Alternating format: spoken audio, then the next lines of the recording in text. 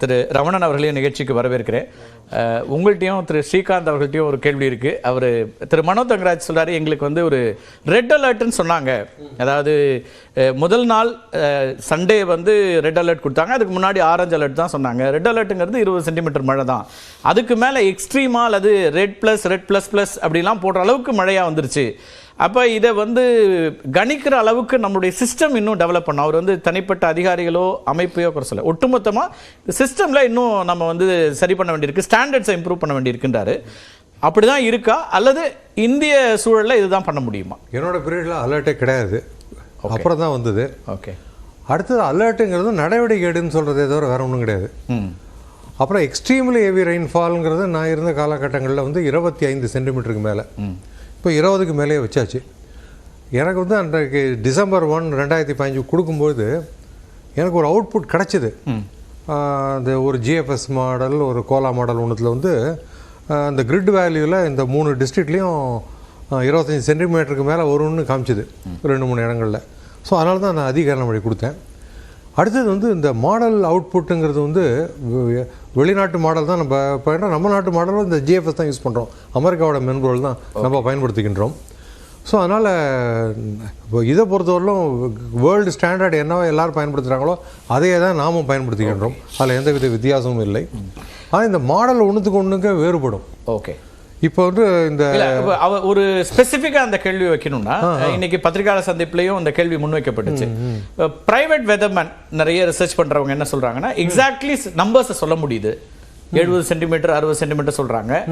ஆனா ஆய்வு மையம், மாநில ஆய்வு மையம் ரெட் அலர்ட் அப்படிங்கறதோட நிறுத்திக்கிறாங்க. அதை ஸ்பெசிஃபிக்கா அப்படி நம்ம சொல்ல முடியும். இப்போ ரெட் அலர்ட் நீங்களே சொல்ற மாதிரி 20 சென்டிமீட்டர் இருந்தாலே ரெட், 20 இல்லை நடவடிக்கை எடுங்கிறது ரெட். ஓகே. இல்ல நீங்க எக்ஸ்ட்ரீம்லி ஹெவி ரெயின் அப்படிங்கறத 20 சென்டிமீட்டர். இப்போ எக்ஸ்ட்ரீம்லி ஹெவி ரெயினா 95 சென்டிமீட்டர் காயல்பட்டணம் வருதுன்னா அதை நெருக்கி ஒரு 80 சென்டிமீட்டர் வரும் அப்படின்னு நம்மளால கணிக்க முடியாதா, சொல்ல முடியாதா, அல்லது அந்த ரிஸ்க் எடுக்க முடியாதா? அது மாடல் அவுட்புட்டில் அது இப்போ ஒன்றும் இல்லை. இப்போ நான் உங்களுக்கு ஆப்ரேட் பண்ணி காட்டுவேன், நீங்களாம் பார்க்கலாம். அவன் வந்து 3 சென்டிமீட்டருக்கு மேலே இருக்கலாம் ரெட்டாக காமிச்சிருப்பான் யூரோப்பியன் மாடலு. ஓகே. அந்த டார்க் ரெட்டாக இருந்ததுன்னா இந்த பர்பிள் கலரில் வரும். அப்போ எக்ஸ்ட்ரீம்லி ஹெவி ரெயின்ஃபால் அங்கே வரும் சான்ஸ்னு நம்ம புரிஞ்சுக்கலாம். அவ்வளோதான்.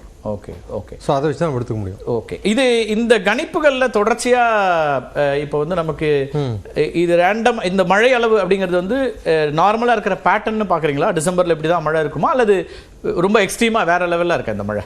அதாவது உங்களோட அனுபவத்தில், அதாவது என்னோட அனுபவத்தில் பார்க்கும்போது எனக்கு இதுதான் ரெக்கார்டு. ஏன்னா கேத்தியில் 85 பெஞ்சுது, 85 சென்டிமீட்டர்ஸ். அதான் இதுவரையிலும் தமிழ்நாட்டில் ஹையஸ்ட்டு.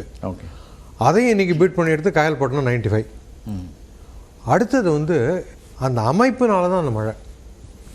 அதாவது ஒரு மேலடுக்கு சுழற்சி இருக்குது, குமரிக்கடல் பகுதியில் தான் இருக்குது. அது வந்து ஒரு 5.8 கிலோமீட்டர் 6 கிலோமீட்டர்ஸ் வரணும் இருக்குது, உயரத்தில் இருக்குது. அது அடுத்தது காற்றின் வேகம் அதிகமாக இருந்தது. ஓகே. இதில் 3 கிலோமீட்டர் ஹைட்லலாம் பார்க்கும்போது காற்றின் வேகம் வந்து கிட்டத்தட்ட 60 கிலோமீட்டர் நாகர்கோவில் அந்த சைடு மேலே இருந்தது, மேலடுக்கில். ஸோ இந்த வேகமான காற்று. ஆனால் அங்கே மழை குறைவாக தான் இருந்துச்சு ஒப்பீட்டு அளவில் பார்த்தா. இல்லை, பட் திருநெல்வேலி தூத்துக்குடியை விட கன்னியாகுமரி. ஆமாம், பட் அந்த விண்டு வந்து வேறு இடத்துல அந்த என்டையர் ஜோனில் ஹெல்ப் பண்ணும். ஓகே. இன்க்ரீஸ் ஆகிறதுக்கு. அதனால் வெவ்வேறு திசைகள்லேருந்து காற்று வருது. தெற்குலேருந்து இந்திய பெருங்கடல் பகுதியிலேருந்து வரும் காற்று, வங்கக்கடலேருந்து வரும் காற்று, அடுத்து அரபிக்கடலேருந்து இதோட சேரும் காற்று. இந்த காற்று குவிதல். அடுத்தது வந்து ஒரு சுழிப்பு திறன், வார்டிசிட்டின்னு ஆங்கிலம் சொல்வார்கள். இந்த காற்று குவியும் போது அந்த சுழிப்பு திறன் அதிகமாகி நிறைய நீராவி மேலே தள்ளும், அது மேகங்களாக உருவாகும். அடுத்து மேற்கு தொடர்ச்சி மலையுடைய பங்களிப்பு இருக்குது. இதெல்லாம் சேர்ந்து ஒரு பெருமழை நிகழ்வு. ஓகே. அதான். ஸோ அந்த காரணங்கள் அதே மாதிரி ஒரு நிகழ்வு வந்ததுன்னா கண்டிப்பாக இதே மாதிரி மழை. டிசம்பருங்கிறது சீசனா, இந்த மழை பெருமழைக்கான சீசன் பார்க்கணுமா? ஏன்னா நம்ம 2015 வெள்ளம் டிசம்பர், இதுக்கு முன்னாடி பல இடத்துலயும் இந்த டிசம்பர் வருது. ஒருவேளை டிசம்பர் மாதம்ங்கிறது அப்படி பார்க்க வேண்டியிருக்கான்னு கேட்குறேன். லேமேனோட பார்வை தான். கரெக்ட் தான். ஏன்னா அக்டோபர், நவம்பர், டிசம்பர் 3 மாதங்களையும் வந்து நம்ம வந்து வடகிழக்கு பருவமழை மாதம்னு ஒதுக்கி வச்சுக்கிட்டோம். காரணம் என்ன, இது அக்டோபர் 28, 29 தான் தொடங்கும். இருந்தாலும் வருடம் ஒப்பிட்டு பார்ப்பதற்கு வசதியாக இருக்குன்னு அந்த மாத மழையாக வைத்துக்கொண்டு ஒப்பிட்டு பார்ப்பதற்கு வசதியாக இருக்கும். ஓகே. ஸோ அதனால் இந்த 3 மாதங்கள் வைத்திடும். இதுக்கு சராசரி முடிவு நாள் என்பது 27 டிசம்பர். ஆனால் 100 வருடங்கள் தரவுகளை பார்க்கும்பொழுது மூன்றில் ஒரு பங்கு வருடம் 33 வருடம் வந்து ஜனவரியில் தான் முடிஞ்சிருக்கு மழை. ஓ, ஆனால் ஜனவரி பிப்ரவரி மழை வந்து குளிர்கால மழையுமாங்க. ஓகே. அடுத்தது வந்து இந்த காற்றின் திசையானது வடமே கிழக்குலேருந்து தான் வந்துட்டு இருக்கும். அதனால மார்ச் மாதம் கூட ஏதாவது ஒரு நிகழ்வு வரலாம். இன்னொரு பேட்டர்ன் சேஞ்ச் இருக்கா? நான் திரு ஸ்ரீகாந்த்ட்டே போறேன். அதுக்கு முன்னாடி அதாவது 3 மாதங்களுக்கு பெய்யக்கூடிய மழை 3 நாள்ல பெய்யுறது, இல்ல ஒரே நாள்ல மொத்தமா பெய்யுறது அப்படிங்கிற மாதிரி பேட்டர்ன் சேஞ்ச் நீங்க உங்க கெரியர்ல பாக்குறீங்களா? இப்படிலாம் நான் பார்க்கல. பட் இந்த மாதிரி எக்ஸ்ட்ரீம் வெதர் ஈவெண்ட்டுங்கிறது இந்த குளோபல் வார்மிங்னு சொல்லக்கூடிய புவி வெப்பமயமாதல் காரணமாக நடக்கும்னு நிபுணர்கள் சொல்லியிருக்காங்க. அந்த அளவில் தான் இதை நான் பார்க்குறேன். Okay, fine. திரு ஸ்ரீகாந்த், அடிப்படை இந்த கேள்வியிலேருந்தே வைக்கலாம். இதை கணிக்க முடியல அப்படின்னு ஒரு கேள்வியை பொதுவில் வைக்கிறாங்க. அமைச்சர் சொல்றது ஒரு பார்ட்டு. நம்ம இந்தியன் ஸ்டாண்டர்ட் இன்னும் இன்க்ரீஸ் பண்ணணும். திரும்ப திரும்ப கேட்கப்படுற கேள்வி தான். நீங்களும் பல முறை சொல்லியிருப்பீங்க. ஆனால் இன்னைக்கு ரெலவெண்ட்டாக இருக்கிறதுனால சொல்கிறேன். இப்போ அமெரிக்காலேயோ ஐரோப்பாலேயோ இந்த நேரம் மழை பெய்யும் அப்படின்னு வெதர் ரிப்போர்ட் சொல்லுது அப்படின்னா அந்த நேரம் வெளியில் போகாமல் இருப்போம். அந்த நேரம் எக்ஸாக்ட்லி மழை பெய்யும். அப்படி இந்தியாவில் கணிக்க முடியாதா, அல்லது இவ்வளோ மழை பெய்யுங்கிறதையும் கணிக்கிறதுல சிக்கல் இருக்கா? இதில் 2 விஷயம் இருக்குது. ஒன்று வந்து இந்தியா வந்து பூமி திரையை ஒட்டிய பகுதி, வெப்பமண்டல பகுதி. இங்கே வந்து வெதர் இன்ஃப்ளூயன்சிங் ஃபேக்டர்ஸ் நிறையா. இப்போ ஃபார் எக்ஸாம்பிள் நீங்கள் எடுத்துக்கிட்டிங்கன்னா வந்து இந்த வருஷம் 3 புயல் வந்துச்சு, 4 புயல் வந்துச்சு. அதில் 3 புயல் நார்த்து போயிடுச்சு. ஏன்னா வந்து புயல் மட்டும் இல்லை, நமக்கு வந்து மேற்கிலேருந்து வரக்கூடிய அந்த மேற்கத்திய கலக்கம், வெஸ்டர்லி ட்ரஃப். ஸோ நிறைய ஃபேக்டர்ஸ் இருக்குது நம்மளதுல. இது அதனால வந்து இங்கே வந்து அந்த அளவுக்கு அக்யூரேட்டாக பண்ணணும்னா நமக்கு இன்னும் நிறைய புரிதல் வேணும், அப்சர்வேஷன்ஸ் வேணும். அது டெக்னாலஜி வேணுமா, அண்டர்ஸ்டாண்டிங் வேணுமா? ரெண்டுமே இருக்கணும். என்னென்ன ஆகும்னா வந்து உங்களுக்கு ஒரு ஈவெண்ட் நடக்குதுன்னா அந்த ஈவெண்ட்டை வந்து வெதர் மாடல் அதோட அப்சர்வேஷன் எடுத்துக்கும். திரும்பவும் அதே மாதிரி ஒரு கண்டிஷன் வர்றப்ப அது மாதிரி ஒரு ஈவெண்ட்டை ப்ரெடிக்ட் பண்ணும். ஸோ இது தொடர்ந்து இது ஒரு லேர்னிங். அந்த மாடல்ஸுக்கும் லேர்னிங். மனுஷங்க எப்படி கற்றுக்குறாங்களோ அது மாதிரி மாடல்ஸும் கற்றுக்குது.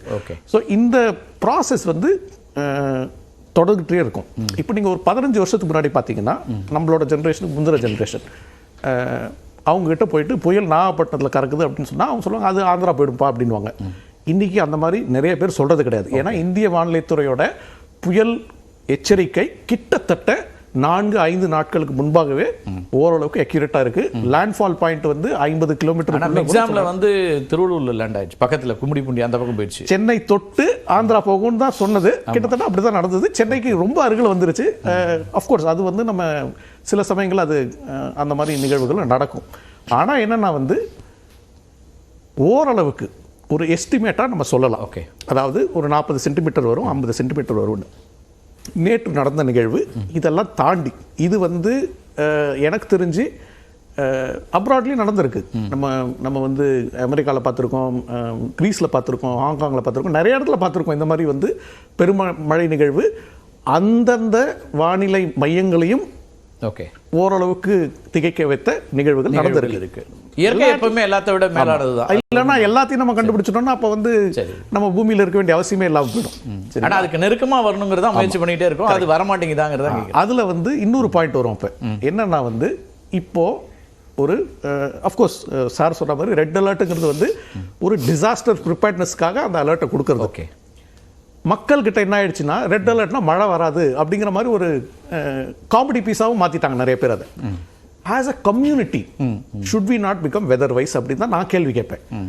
ஒரு அமெரிக்காவில் ஒருத்தவங்க வந்து ஒரு டொர்னேடோ வார்னிங் கொடுத்தாங்கன்னா அவங்க வந்து என்ன சொல்லுவாங்க, போன முறை எனக்கு வரலங்கிறதுனால வந்து அவங்க வந்து அதை இக்னோர் பண்ணுறது கிடையாது. ஏன்னா அவங்களுக்கு தெரியும் 10ல் 2 முறை இல்லை 3 முறையோ வராது. ஆனால் 7 முறை வந்துச்சு, நான் டேபிள் கடியில் ஒழிஞ்சேன், நான் தப்பிச்சேன்னு அவங்களுக்கு தெரியும். அந்த புரிதல் ஓகே ஆஸ் அ கம்யூனிட்டி நம்ம டெவலப் பண்ணோம். இது வந்து வெதர் ஃபோர்காஸ்ட் ஒரு பக்கம், அட்மினிஸ்ட்ரேட்டிவ் டிசாஸ்டர் ரெசிலியன்ஸ் ஒரு பக்கம். ஓகே, ஆஸ் அ கம்யூனிட்டி நம்ம டெவலப் பண்ணுற அந்த ரெசிலியன்ஸும் நம்ம கிட்ட இருந்து வரணும்.